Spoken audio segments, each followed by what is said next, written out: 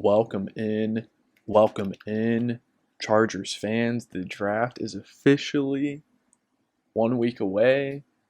Just got back from an interview for a big boy job after I graduate.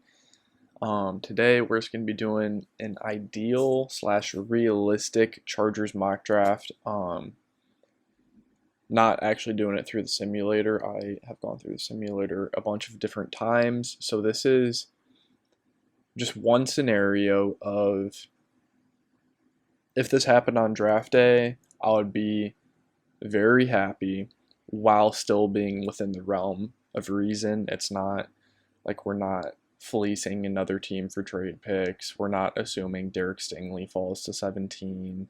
I might do another video of slightly less realistic ideal Chargers mock draft where I don't know, Derek Stingley falls at 17 or something like that.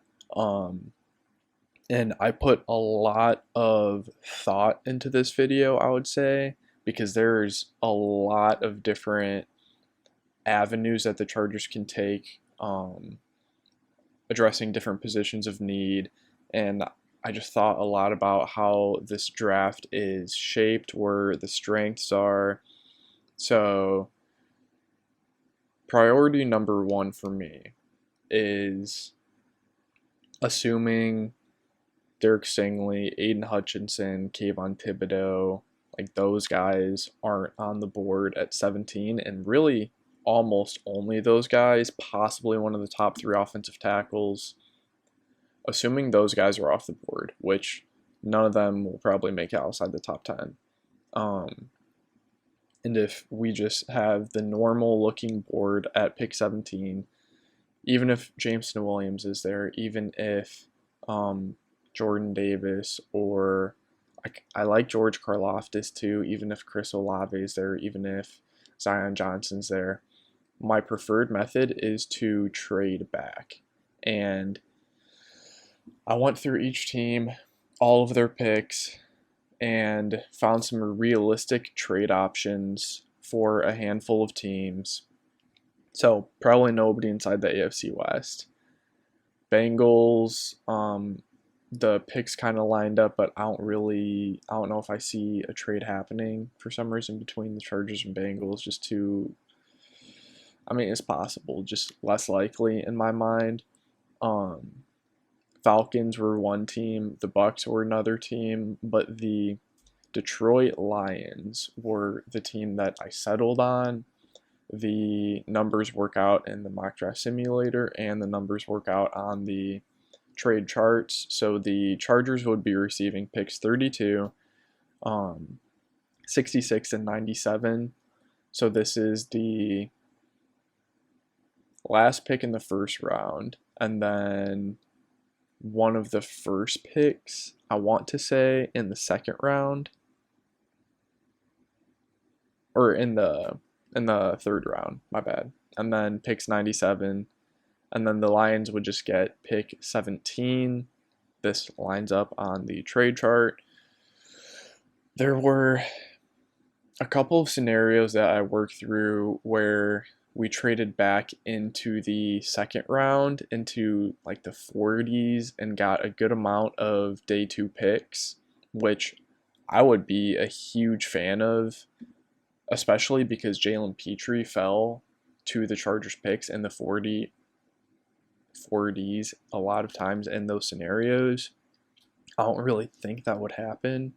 I see Jalen Petrie going early second round. But if we were able to get a Jalen Petrie type in the 40s while accumulating just a bunch of day 2 picks, top 100 picks, that's best case scenario. This one I think is a little bit more realistic. We're still trading back, just keeping it in the first round. So we get picks 32, 66, 97. They come up, get our 17th overall pick, which could be used for a quarterback, possibly for them. And then, as far as this draft goes, I think the biggest thing that I struggled with was cornerback, because there's a pretty clear top 5 guys. You have Derek Stingley, Sauce Gardner, Trent McDuffie. Those are all very good options. And then you have Andrew Booth Jr. and Kaiir Elam. Um, Elam.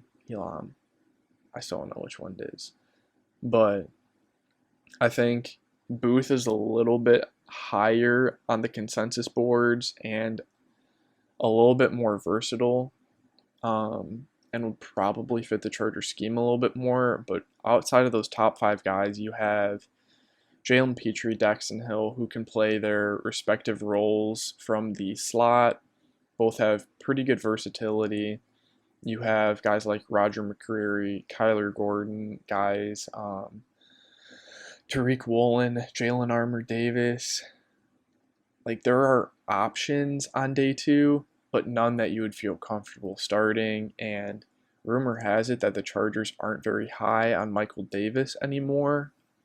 So if they are looking to upgrade that cornerback 2, cornerback 3 spot, I think that they would need to do it with one of those top 5 guys. I'm still a fan of adding depth on day 2 or day 3 at the cornerback in the secondary in general. But if you truly want to upgrade, you're going to have to do it in the first round. But I don't think that's the case for most other positions. Linebacker and edge are 2 positions where late in the second, into the third for linebacker, sometimes into the fourth, you can get very quality, reliable starters in my mind later in the draft, later in the rounds. Wide receiver was something that I thought about. I would be a fan of Jameson Williams at pick 17. But I think adding a piece to this secondary in the first round is more important, and just for peace of mind, because right now, if we get just one injury, Michael Davis, Asante Samuel, or J.C. Jackson, injuries happen all the time. Tavon Campbell is now a starter in this defense, playing almost every single down. That is a huge drop-off and just a position that I really want some depth and some better pieces at. Edge 3, very important. I think with the surgery to Kenneth Murray and just Kenneth Murray in general, it would be better for my peace of mind if we got a linebacker as well, not early.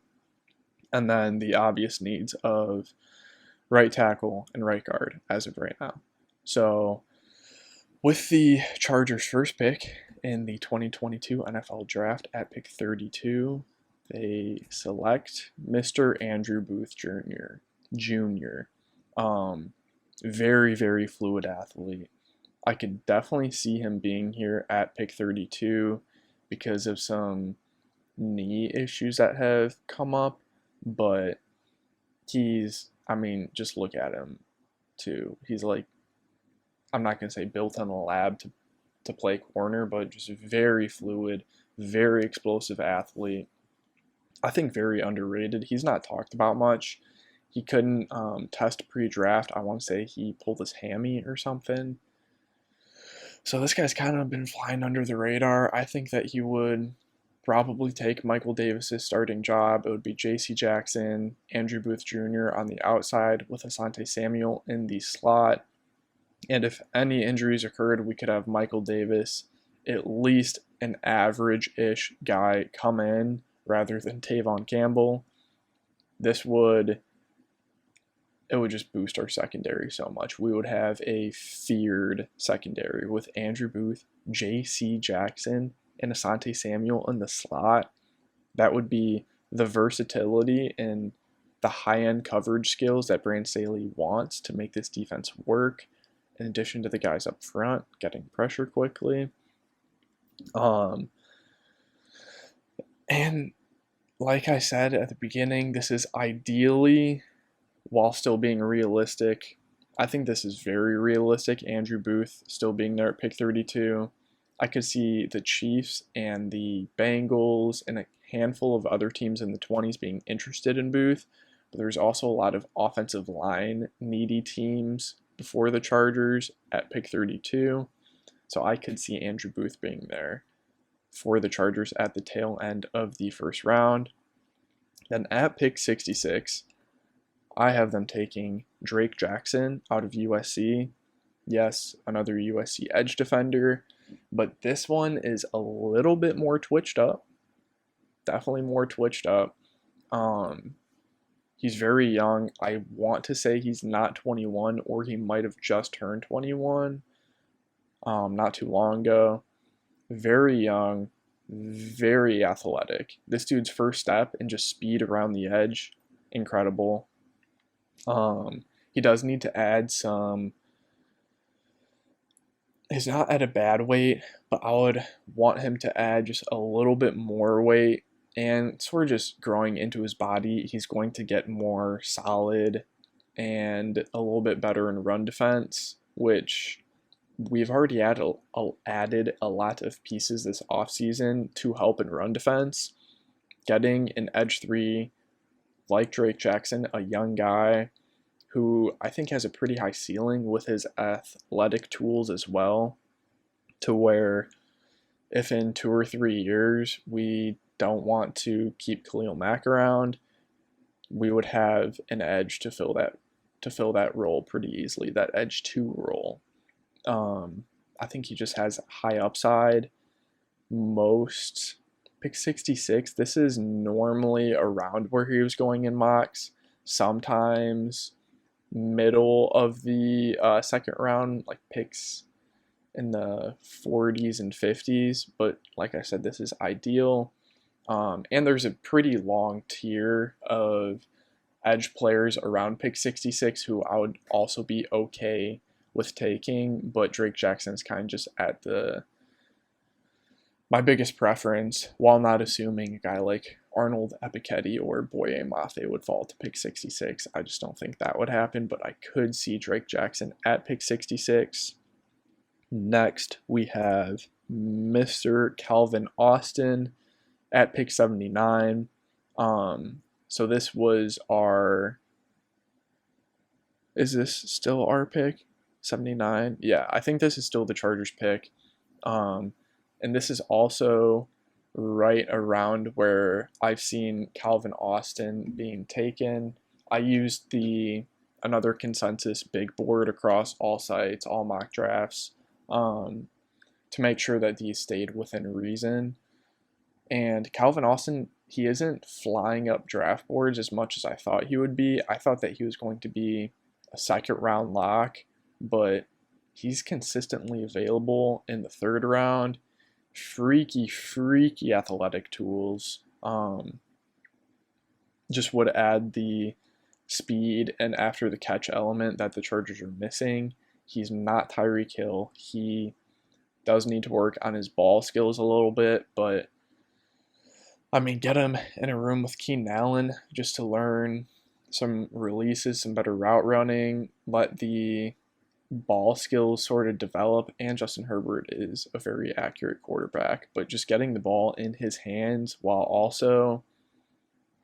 So right now, Jalen Guyton, if he's on the field, you kind of know what route he's going to run. You know he's going to try and take the top off the defense, just a clear out route most of the time. But with Calvin Austin, you still have that threat, but you also have the threat of an end around, a quick screen, just to get the ball in his hands to get some yards after the catch. And getting a weapon in speed like this at pick 79, I would love. With the next pick, I have the Chargers taking Brian Asamoah at pick 97. This might be the one. No, this one is the Lions pick. I never saw all the beads that he wears during the games. There's a bunch of I don't remember what those bracelet things are called, but Brian Asamoah, yes, another linebacker out of Oklahoma, but he is no Kenneth Murray. He is a much more fluid athlete. He's smaller than Kenneth Murray, but he's smaller or lighter, but he still has long arms, so you don't have any concerns about like tackling or having too short of arms to wrap up and tackle in the NFL. I've seen him go in the second round sometimes, but sometimes fall into the fourth. There's a similar to the edge. There's a pretty big grouping of linebackers that I would be okay with taking. I like Brian Asamoah, pretty good coverage skills as well, which boy oh boy is that a change from Kenneth Murray, and just adds so much peace of mind with a guy who would definitely be an upgrade over Troy Reeder in my mind. We just don't know, as fans at least, what we have in Amon. We like Drew Tranquill as a whole. Kenneth Murray, I don't know how long his recovery is going to be, or if he's remotely ready to take that next step. And just adding another guy to that room, a good athlete who has some coverage skills, definitely has versatility as well, I think would just add to this defense, because you're still going to have two linebackers on the field most times, most plays. Even if Brandon Staley can make their role not that important, it's still a role and a starting role on this defense, so I think it's still pretty important.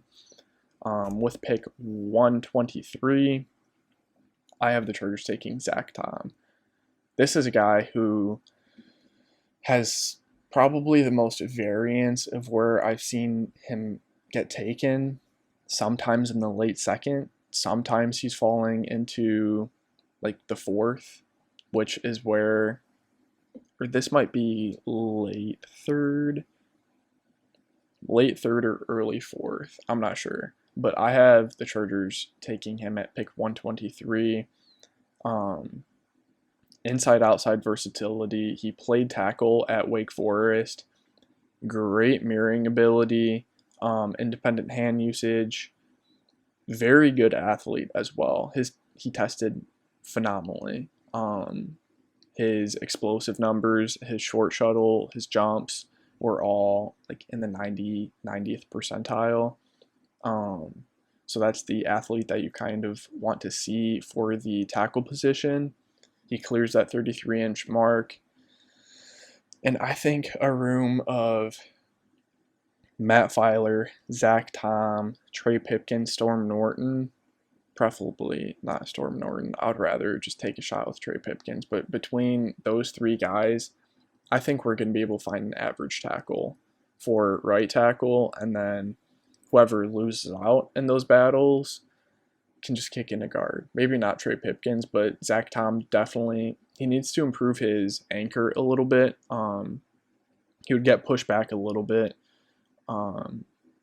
So that's something that he does need to work on, but I could see him kicking into guard pretty easily. This dude has very, very good tools, very good athleticism for the position. And if Matt Filer loses out on the right tackle job, then he can just go back to left guard. So a versatile, possibly right tackle option for the Chargers at pick 123. This is a pretty deep O-line class as well. And then at pick 160, I have them taking Sean Rhyan out of UCLA. He played tackle for UCLA, but I would probably slot him in to compete for that right guard or left guard spot if Matt Filer kicks out. He played tackle, built a little bit more like a guard. Very good athlete as well. Very explosive, fires out, sometimes a little bit too recklessly, I would say. But you'd kind of rather have that problem than the opposite. And just adding some slight versatility. I don't know if I would want him starting at tackle, but in a pinch, that's where he played in college. He could do it. Built more like a guard, though. So help compete for that starting job. Just adding some pieces to the offensive line with these last two picks, which is a pretty big need. Right tackle definitely higher than right guard as of right now. But this was a realistic, ideal Chargers mock draft filled the needs, gave us some peace of mind, gave us some great players as well. Zac Tom at pick 123, I would be thrilled with. Calvin Austin, Drake Jackson, Andrew Booth Jr., Sean Ryan, plus we have a crap ton of 6th and 7th round picks to help fill out this roster. I'm not gonna go into those because those could go anywhere, and there's a bunch of them. I should be spitting out some more videos soon. NFL draft is in 1 week. That's just incredible. Day of most variance for me. It can go so bad if we trade up to, like, I don't know, pick 8 and take Jordan Davis or something. That's gonna ruin my week, ruin my month. But if we trade back, great players fall to us, and we just kill it in the draft. Cloud 9 for a month. I mean, I just love the draft. I'm excited. I hope you guys are too. That should do it though. Like, comment, subscribe, and I will see you guys in the next video.